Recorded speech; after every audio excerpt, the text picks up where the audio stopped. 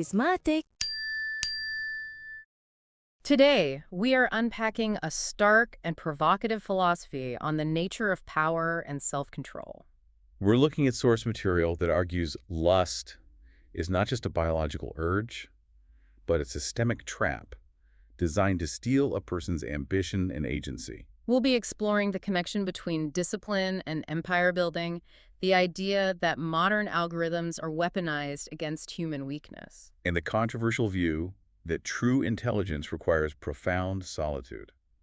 It's a discussion about trading temporary pleasure for long-term legacy. Hello, everyone. Warm greetings to you all. We're really happy to be back with another episode. At Karizmatik, we truly work around the clock to create content that's useful for you. More than 50 people contribute with care and precision across our network of channels so you can have the best possible experience. If you're enjoying this, please share the video with others. That small action helps the show reach more people and gives us the energy to keep going better and stronger. So I want to get straight into the core of this material because it starts with a premise that is, honestly, a bit jarring. It is. Most of us are used to hearing about lust in a very specific box, religious or maybe biological. Right, it's just hormones, it's evolution, just the way guys are. Exactly.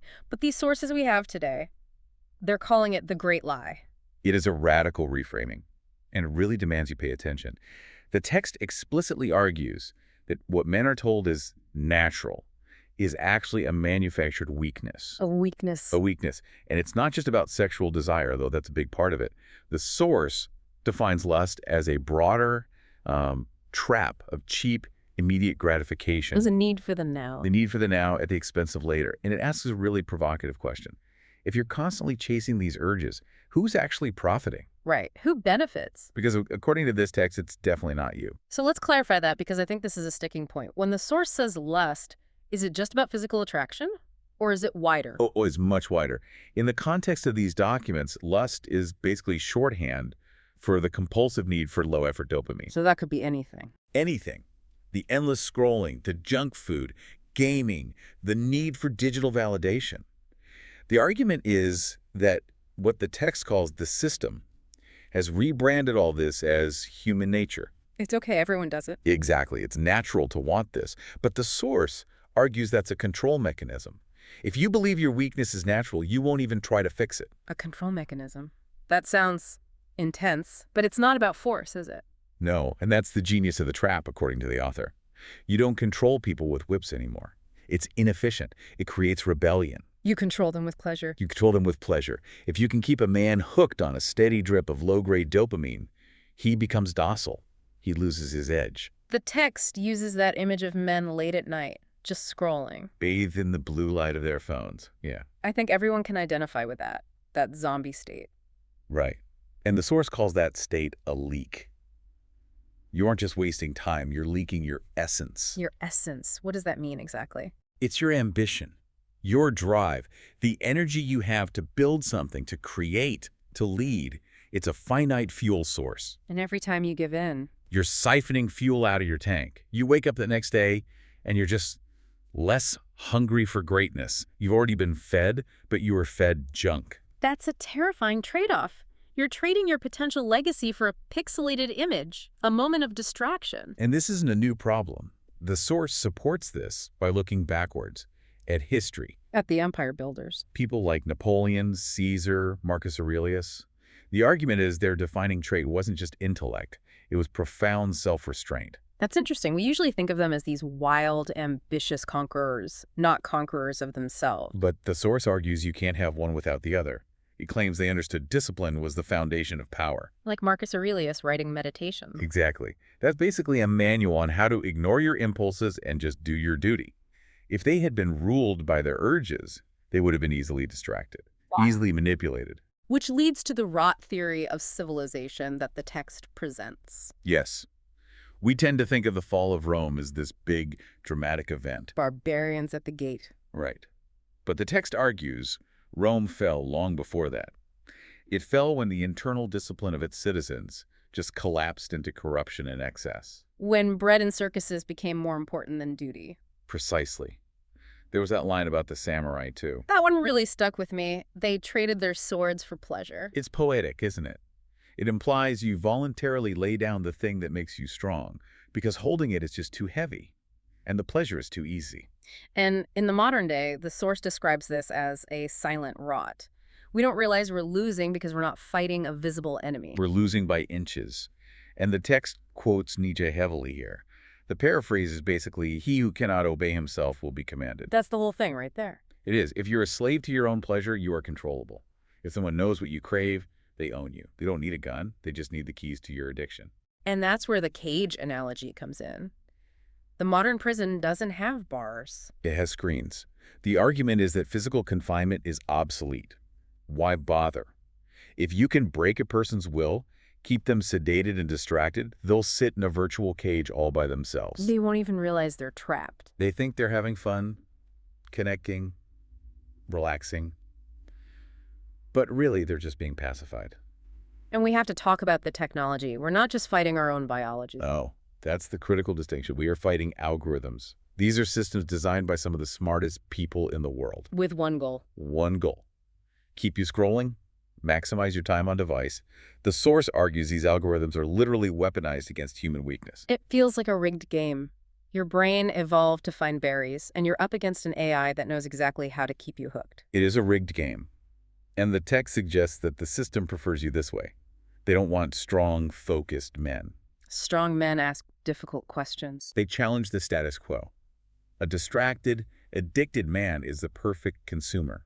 He's predictable. He lacks the energy to revolt. Which makes that slippery slope so scary. It's never one big decision. No, it's the internal voice that says, it's just tonight, or I deserve this. Just one more video. And that's how the erosion happens. It's not a landslide. It's rain on a mountain. You wake up one day and your ambition is just gone. You gave it away in microtransactions of attention. Okay, so the diagnosis is pretty bleak. We're trapped, we're rotting, we're feeding algorithms. But the source does pivot to a solution. It does. And what's interesting is the solution isn't just try harder. It's not about white-knuckling it. Because that doesn't work. You'll eventually lose. Willpower is a muscle. It gets tired. The source suggests a strategy of transcendence. Transcendence. Okay, let's break that down. It means making the urge irrelevant. You don't defeat lust by wrestling with it. You defeat it by being so high above it that it just looks small. So you need a mission. A mission. A purpose so consuming that the idea of wasting hours on cheap pleasure feels ridiculous. It feels like an insult to your own time. So it's about displacement. You fill the void with something massive, so there's no room for the jump. Precisely. If you're truly obsessed with your own potential, you just don't have time to be weak.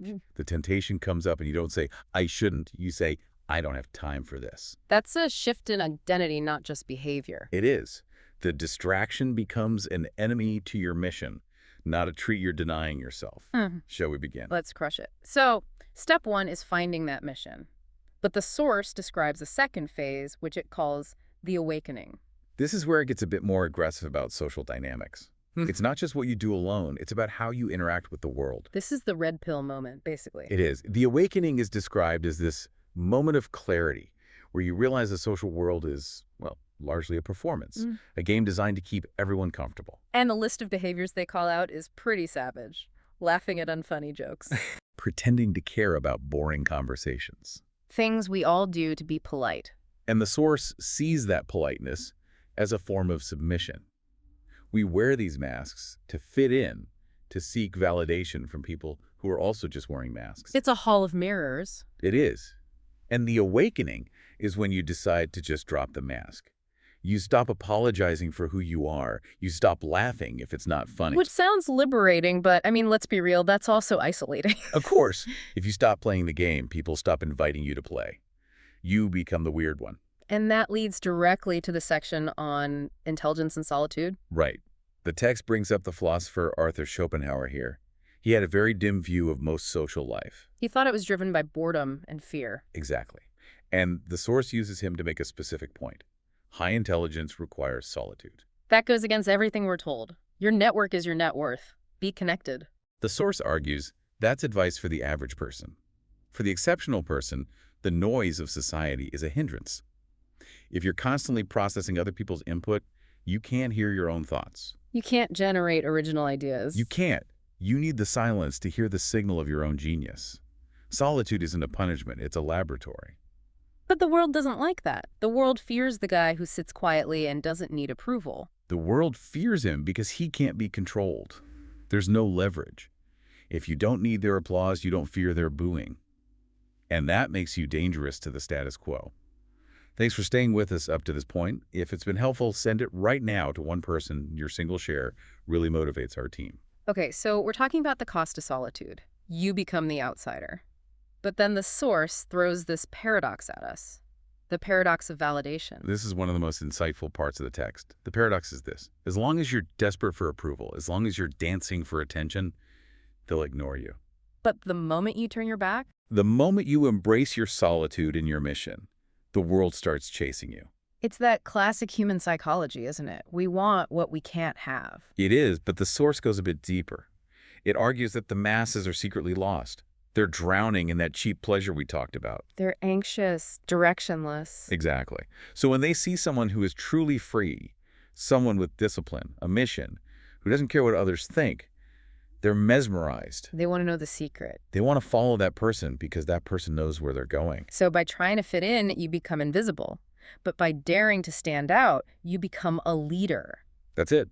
Even the society that rejected you starts to admire you because you represent the strength they traded away for comfort. And the text backs this up with some heavy hitters. Socrates, Nietzsche. The pattern is undeniable. Socrates was sentenced to death for asking uncomfortable questions. Now he's the bedrock of Western thought. Nietzsche was called insane. Insane died alone. Now his philosophy shapes the modern world. Schopenhauer wrote in obscurity for decades. So the contemporary world rejects the visionary, but history reveres them. That's the rule. And the source is telling the listener, don't expect to be understood right now. If you're doing something truly great, you will be misunderstood. That's a sign you're on the right path. Which brings us to the final decision. The source puts a binary choice in front of us. It's a stark choice. Option A. You rejoin the herd, you keep the mask on, you laugh at the bad jokes, you scroll until your eyes hurt, and you stay safe. Comfortable, but forgettable. You're a battery powering the system. You live a comfortable, forgettable life. And option B. Option B is the path of resistance. You accept the difficulty. You embrace the solitude even when it feels lonely. You accept that people might think you're weird. You accept the burden of your own potential. You choose the mission over the moment. It's the harder path, without a doubt. It's the path of the stoic, the samurai, the builder. It is. But the source emphasizes that this is the only path that leads to a life worth living. The comfortable never leave a legacy. They leave nothing behind but screen time stats. So the question for the listener is, are you willing to be uncomfortable? That is the question. And it's not a decision you make just once. It's a decision you make every single time your hand reaches for your phone. It's a daily war. I want to leave you with one final thought that struck me. If the system is designed to harvest your energy through distraction, then your attention is literally currency. It's the most valuable thing you own. More valuable than money. Every second you pull that attention back and focus it on your own mission, you are committing an act of rebellion. The most revolutionary thing you can do in a world of noise is simply focus. Thanks for being with us to the end. If it helped, hit help. Like, leave a short comment, and share it with someone who'd enjoy it. Every share helps more people find us. And don't forget to stay subscribed to Karizmatik. The best is yet to come. See you in the next episode. Stay charismatic. Karizmatik.